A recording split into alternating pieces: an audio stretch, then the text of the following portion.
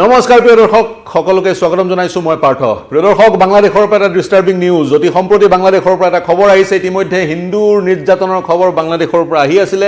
তাৰ মাজত এটা খবৰ বাংলাদেশ চৰকাৰে নিষিদ্ধ কৰিব নেকি ইস্কন অৰ্থাৎ আপোনালোক সকলোৱে জানে এটা আন্তঃৰাষ্ট্ৰীয় সংগঠন যিটোৰ ফুল ফৰ্ম হৈছে international society for Krishna consciousness এই সংগঠনটো শক্তিশালী এটা সংগঠন বাংলাদেশত এটা ধাৰ্মিক সংগঠন এটা আধ্যাত্মিক সংগঠন এই সংগঠনটোক বাংলাদেশে নিষিদ্ধ কৰাৰ দিশে অগ্ৰসৰ হৈ আছে নেকি এনে ধৰণৰ প্ৰাসংগিক প্ৰশ্ন অৱতাৰণা হৈছে কাৰণ এখন ৰিট পেটিশন বাংলাদেশৰ উচ্চ ন্যায়ালয়ত দাখিল কৰা হৈছিল এখন লেখ আবেদন দাখিল কৰা হৈছিল আৰু সেই লেখ আবেদনখনৰ যোগেদি ইস্কনক নিষিদ্ধ কৰাৰ প্ৰাৰ্থনা জনাইছিল এগৰাকী আবেদনকাৰীয়ে ঢাকা উচ্চ ন্যায়ালয়ৰ সেই পেটিশনত ঢাকা উচ্চ ন্যায়ালয়ত আজি আবেদনৰ শুনানি গ্ৰহণ কৰা হৈছিল সৰকাৰৰ যিজন অধিবক্তা এটৰ্নি জেনেৰেল বাংলাদেশ গভৰ্ণমেণ্টৰ তেওঁক যেতিয়া সোধা হৈছিল তেওঁৰ মন্তব্য সৰকাৰৰ স্থিতি ইস্কনক নিষিদ্ধ কৰাৰ দিশত সৰকাৰৰ স্থিতি উচ্চতম ন্যায়ালয়ৰ ন্যায়াধীশে জানিব বিচাৰিলে তেতিয়া তেওঁ ক'লে ইস্কন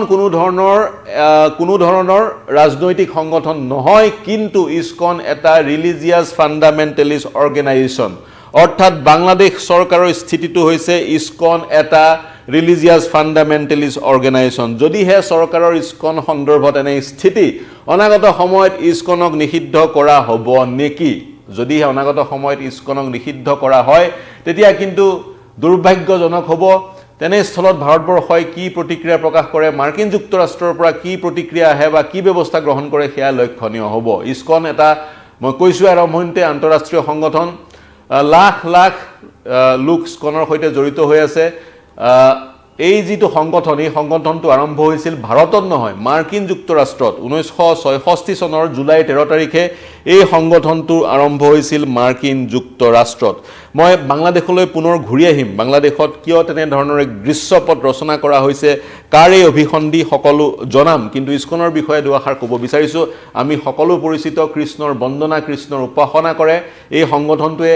এক ঈশ্বৰবাদী এক নীতিৰ প্ৰসাৰ ঘটাব বিচাৰি এই সংগঠনটোৱে এ.চি. ভক্তি বেদান্তা স্বামী প্ৰভু পাদ নামৰ এজন ভাৰতীয় মূলৰ লোকে নিউয়ৰ্কত 1966 চনৰ 13 জুলাই তাৰিখে এই সংগঠনটো প্ৰতিষ্ঠা কৰিছিল আৰু এই সংগঠনটো আজিৰ তাৰিখত সমগ্ৰ বিশ্বত বিয়পি পৰিছে এক ঈশ্বৰবাদী নীতি বৈষ্ণৱ ধৰ্মৰ প্ৰসাৰ এই সংগঠনটোৰ উদ্দেশ্য কৃষ্ণৰ নৃত্য গীতৰ যোগেদি কৃষ্ণৰ বন্দনা কৃষ্ণৰ উপাসনা এই সংগঠনটোৱে কৰে সমগ্ৰ বিশ্বত প্ৰায় 800 মান 800 মান এই সংগঠনটোৰ বিভিন্ন ব্ৰাঞ্চ আছে আন নালাগে জৰ্জ হেৰিছন বিটলছৰ অন্যতম এজন গিটাৰিষ্ট এজন প্ৰখ্যাত বিশ্বৰ এজন অন্যতম জনপ্ৰিয় মিউজিচিয়ান তেওঁ এই সংগঠনটোৰ সৈতে জড়িত হৈ আছিল 70ৰ দশকত 60ৰ শেষৰ পিনে আৰু 70ৰ দশকত আৰু জৰ্জ হেৰিছনৰ নেতৃত্বত ইংলেণ্ডত ইস্কনৰ কাৰণে ফাণ্ড ৰেইজিংও হৈছিল সেইজনে জৰ্জ হেৰিছন যিজনে বাংলাদেশৰ মুক্তিৰ কাৰণে নিউয়ৰ্কৰ টাইমছ স্কোৱাৰত 1970-71 চনত গীত ৰচনা কৰাই নহয় সেই গীত গাইছিল নিউয়ৰ্কৰ টাইমছ স্কোৱাৰত বিখ্যাত সংগীতজ্ঞ ভাৰতীয় মূলৰ পণ্ডিত ৰবি শংকৰৰ পৃষ্ঠপোষকতাত সেই সংগীত অনুষ্ঠান অনুষ্ঠিত হৈছিল য'ত জৰ্জ হেৰিছনে বাংলাদেশ শীৰ্ষক গীতটো গাইছিল সেই জৰ্জ হেৰিছনো ইস্কনৰ সৈতে জড়িত গতিকে ইস্কনৰ সৈতে জড়িত লোকে বাংলাদেশৰ স্বাধীনতাৰ হকে মাত পাতিছিল বাংলাদেশৰ স্বাধীনতাক জপিয়াই পৰিছিল আৰু সেই ইস্কনক আজি বাংলাদেশ নিষিদ্ধ কৰাৰ দিশে অগ্ৰসৰ হৈছে কিয় বাংলাদেশত হিন্দুসকলৰ কাৰণে কোনো ধৰণৰ স্থান নাই নেকি হিন্দুসকলৰ যি উপাসনাৰ পন্থা উপাসনাৰ পদ্ধতি সেই পদ্ধতিক বাংলাদেশে নিঃশেষ কৰিব বিচাৰিছে নেকি এই প্ৰশ্ন আজিৰ তাৰিখত প্ৰাসংগিক এতিয়া গোটেই প্ৰেক্ষাপটটো কেনেকৈ ৰচনা হ'ল আপোনালোক সকলোৱে জানে শেখ হাছিনাই বাংলাদেশ ত্যাগ কৰিবলগীয়া হৈছিল আগষ্টৰ 5 তাৰিখে পলায়ন কৰি বৰ্তমান ভাৰতবৰ্ষৰ নতুন দিল্লীত আত্মগোপন কৰি আছে তাৰ পিছতেই হিন্দুসকলৰ ওপৰত বাংলাদেশত অত্যাচাৰ আৰম্ভ হ'ল নিৰ্যাতন আৰম্ভ হ'ল আজিৰ তাৰিখলৈকে বিভিন্ন প্ৰতিবেদনত প্ৰকাশ পোৱা মতে ইন্টাৰিম চৰকাৰখন হোৱাৰ আগত আৰু পিছত নোবেল বঁটা বিজয়ী মুহম্মদ ইউনুছৰ নেতৃত্বত ইন্টাৰিম চৰকাৰখন গঠন হোৱাৰ পিছত 200টা হিন্দুৰ ওপৰত আক্ৰমণৰ ঘটনা বাংলাদেশত ঘটিছে 200টা হিন্দুৰ ওপৰত আক্ৰমণৰ ঘটনা ঘটিছে এক প্ৰকাৰ শান্তিৰ নোবেল বঁটা লাভ কৰা শান্তিৰ নোবেল বঁটা আইৰনিটো হৈছে শান্তিৰ নোবেল বঁটা লাভ কৰা ইউনুছৰ অধীনত বাংলাদেশত অশান্তি বিয়পিছে আৰু হিন্দুসকল সুৰক্ষিত নহয় এইটো এটা প্ৰথম প্ৰেক্ষাপট দ্বিতীয় প্ৰেক্ষাপটটো হৈছে এজন ব্যক্তিৰ গ্ৰেপ্তাৰ এজন ব্যক্তিক গ্ৰেপ্তাৰ কৰা হৈছিলে যিজন ব্যক্তি জড়িত হৈ আছিলে ইস্কনৰ সৈতে সেই ব্যক্তিজনৰ গ্ৰেপ্তাৰৰ পিছতে চিন্ময় কৃষ্ণ দাস তেওঁৰ নামটো হৈছে চিন্ময় কৃষ্ণ দাস ইতিমধ্যে এই নামটোই শিৰোনাম দখল কৰিছে আপোনালোক পৰিচিত চিন্ময় কৃষ্ণ দাসক গ্ৰেপ্তাৰ কৰা হৈছিল চিন্ময় কৃষ্ণ দাস পূৰ্বতেহে ইস্কনৰ সৈতে জড়িত হৈ আছিলে এতিয়া তেওঁ আন এটা সংগঠনটোৰ নাম হৈছে সন্মিলিত সনাতন জাগৰণ গোট এই সংগঠনটোৱে বাংলাদেশৰ হিন্দুসকলক প্ৰতিনিধিত্ব কৰে আৰু বাংলাদেশৰ হিন্দুসকলৰ এটা ডাঙৰ ভইচ গতিকে এই সংগঠনটোৱে বাংলাদেশত নতুন চৰকাৰ গঠন হোৱাৰ পিছত হিন্দুসকলৰ ওপৰত হোৱা নিৰ্যাতনৰ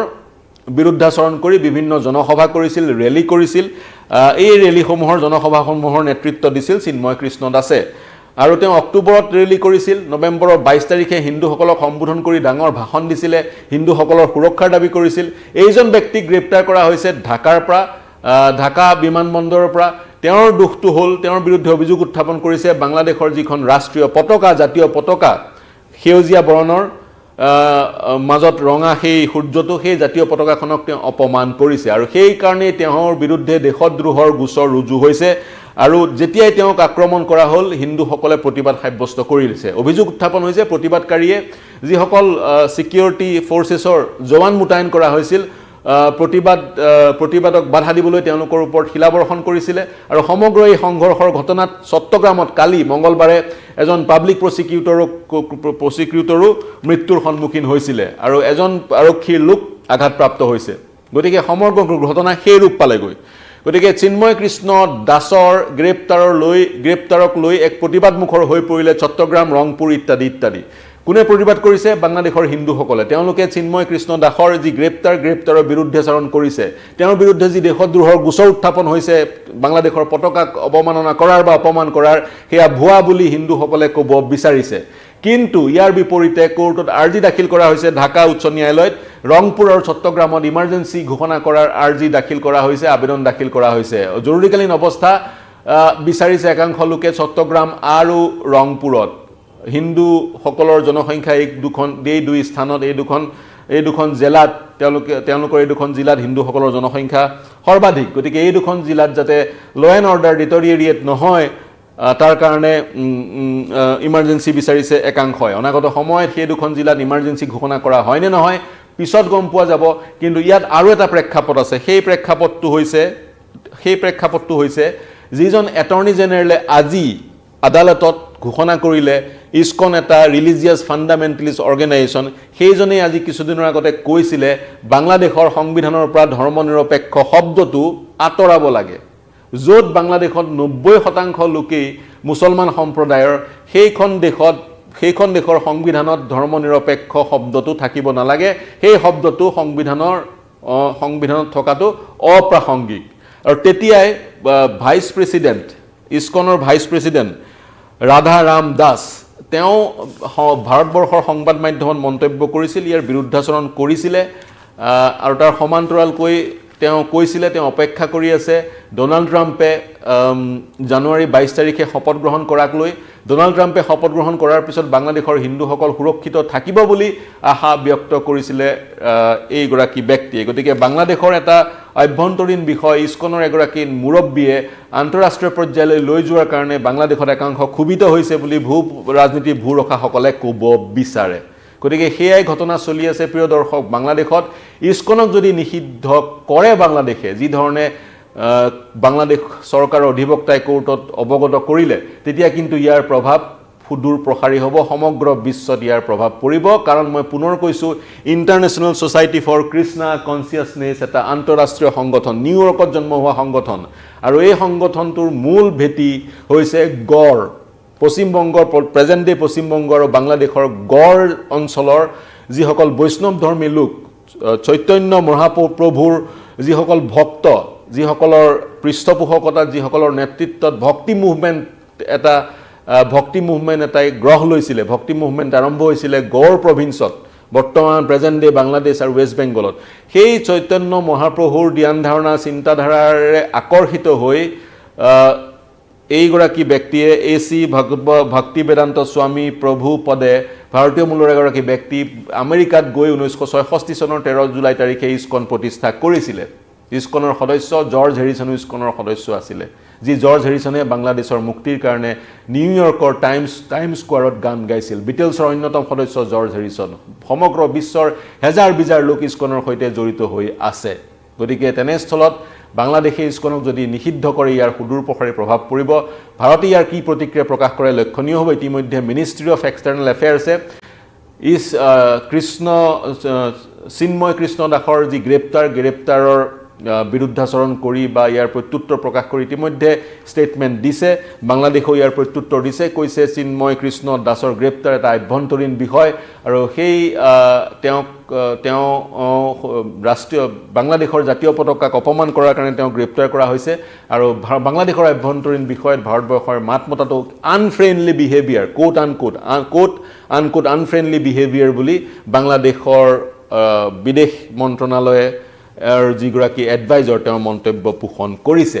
বাংলাদেশৰ পৰিস্থিতিয়ে জটিল ৰূপ পাইছে বাৰম্বাৰ ভাৰতবৰ্ষক প্ৰভোগ কৰা পৰিলক্ষিত হৈছে বাংলাদেশত এইবাৰ তেওঁলোকে টাৰ্গেট হিচাপে লৈছে ইস্কনক যি ইস্কন বিশ্বব্যাপী ইয়াৰ অনাগত সময়ত কি প্ৰভাৱ পৰে সমগ্ৰ বিশ্বত সেয়া লক্ষণীয় হ'ব ভাৰত তথা মাৰ্কিন যুক্তৰাষ্ট্ৰ ইয়াৰ কি ধৰণে প্ৰতিক্ৰিয়া প্ৰকাশ কৰে সেয়াও লক্ষণীয় হ'ব অনাগত সময়ত ভাৰতবৰ্ষই বাংলাদেশৰ আভ্যন্তৰীণ বিষয়ত হস্তক্ষেপ কৰাৰ অৱকাশ আহিব পাৰে নেকি যি ধৰণে হস্তক্ষেপ ভাৰতবৰ্ষই কৰিছিল 1971 চনত আৰু ভাৰতবৰ্ষৰ হস্তক্ষেপতে ভাৰতীয় সেনাই ইষ্ট পাকিস্তানলৈ গৈ বাংলাভাষী লোকসকলক মুক্তি প্ৰদান কৰিছিল আৰু তাৰ ফলশ্ৰুতিতেই স্বাধীন বাংলাদেশৰ জন্ম হৈছিল 1971 চনৰ 16 ডিচেম্বৰ তাৰিখে যিদিনাখন পাকিস্তানৰ 90,000